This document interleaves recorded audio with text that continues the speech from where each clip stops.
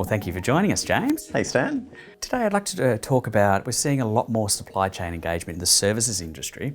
What do you see is the main driver for that? Why is this happening? Yeah, it's really interesting, Dan. I mean, going through the federal election campaign at the minute, the amount of money that's going to be spent on healthcare, given our ageing population, is going to be really significant. And an important part of the service delivery for the ageing population will be home care services, and whether they be clinical or assistance around the home is going to be a really important mix. And obviously from a patient perspective, being at home is much more comfortable than in facilities, and also there's, in many cases, cost advantages of delivering those services at home. So there's going to be a real increase in the volume of work that's going to be required to be delivered to people's home. So what do you see as the role of supply chain in the service? Yeah, it's really interesting, Dan. I mean, services, when we talk about supply chain, we always talk about the flow of goods, information and service, yet most of our work's focused around the physical goods. In a supply chain sense, in terms of the home services market, there's three key things that really need to come together. The first is obviously that the person delivering the service needs to have the right skills and qualifications and needs to get to the right place at the right time. So there's an optimisation of route and making sure that the right person arrives. So there's an optimisation in there. The second thing is obviously that the goods and services that are required to go with that are coupled together. So if there's consumables and equipment and things like that's required, then that needs to be coupled with that individual. And then the third is more of a human dimension as to, ideally we want people to be going to the same place again and again, so they build a relationship and a rapport and are able to deliver more of an intimate service. And so having consistency in the way that those services and those people come together is really important. And from a supply chain perspective, those are really challenges that I guess we look at on a regular basis in other sectors. So there's the route optimisation, there's making sure that inventory and products are available to support those home visits, and then of course making sure that we've got the right mixture of people and skills within the organisation to deliver the current and future requirements. So from that sense, there's a really strong supply chain element to efficiently delivering these services.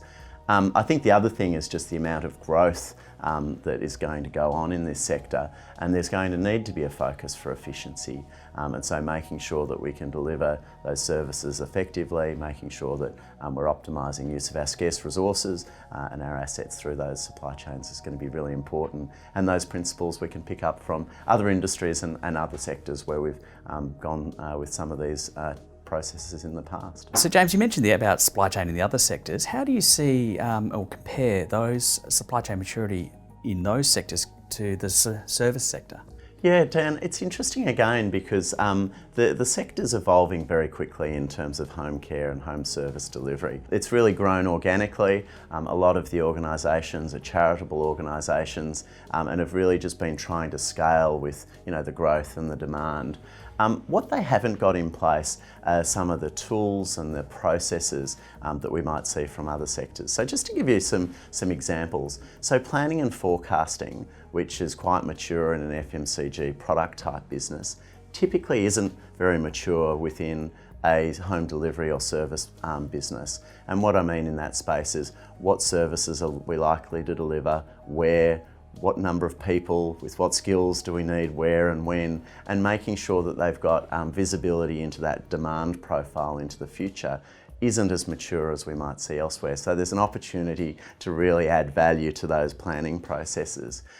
Similarly, when we look at things like the ability to allocate material to those home care visits, so making sure they've got the right equipment and supplies on board, those processes have tended to be used in a way where we just have lots of equipment and lots of spares, so we've got extra cost. So there's an opportunity to optimise some of those.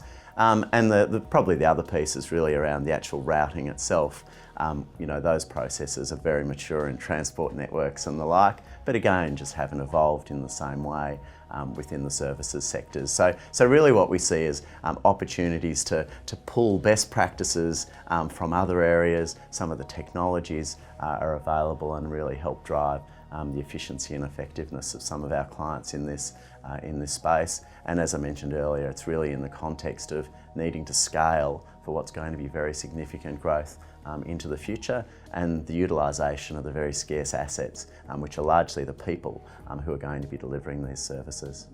And James, can you tell me a little bit more about some of the clients in the service industry that you've been working with? Yeah, so some of the clients we've been working with recently have been KinCare, so they obviously have a strong home services network, and Catholic Health as well, so similar service delivery networks. We've also been speaking quite broadly with a range of organisations, really looking to drive that process maturity and to embed some of the new tools and technologies that are available. It's interesting, sometimes you have to look outside your industry to see, some opportunities and better practices, and what we're seeing is certainly an appetite at the minute from people to do that. The other thing that's going on is, of course, there's a whole range of new apps and sort of gig economy technologies that are available, and new participants starting to play within the home services market. So there's sort of a shift in terms of there's definitely growth, organisations are trying to mature, but also there are new competitors that are starting to appear, and so it's really important for existing organisations to continue to evolve and drive their capability and effectiveness going forward. Well, thank you for your time today, James. Thank you very much. Cheers.